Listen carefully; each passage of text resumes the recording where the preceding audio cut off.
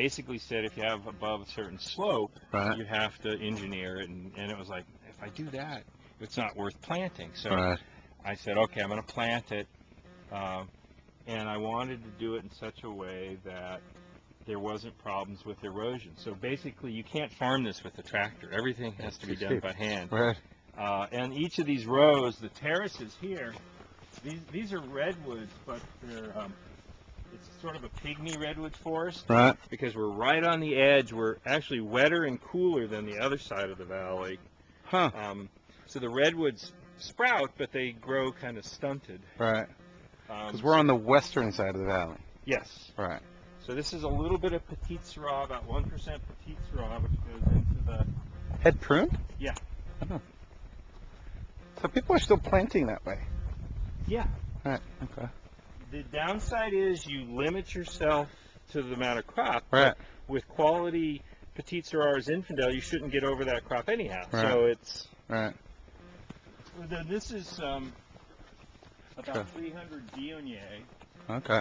I call this my Côte Rôtie, my roasted slope. Right. And each row drains into the vegetation, so you can't drive down and turn around because Right. You'll tip.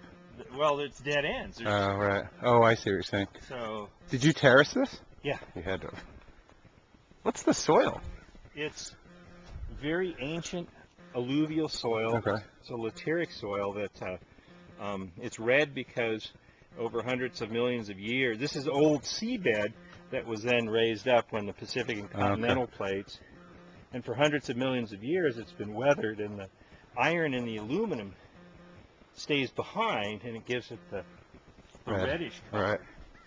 So it's very well drained, very poor, and you can see the residual. I put on some lime gypsum and a little rock phosphate Yeah. to feed the vines. Right. This is very close spacing. The vines are 3 foot apart. Right. Um, The cane prune. yeah, the Syrah and the Viognier are cane prune. What's the philosophy behind cane versus cordon? Cordon, cane, every vine is treated individually, and you adjust the bud count depending on the vigor. With cordon, it works better where you have more uniformity, Right. and the downside with cordon up here is because of the exposure.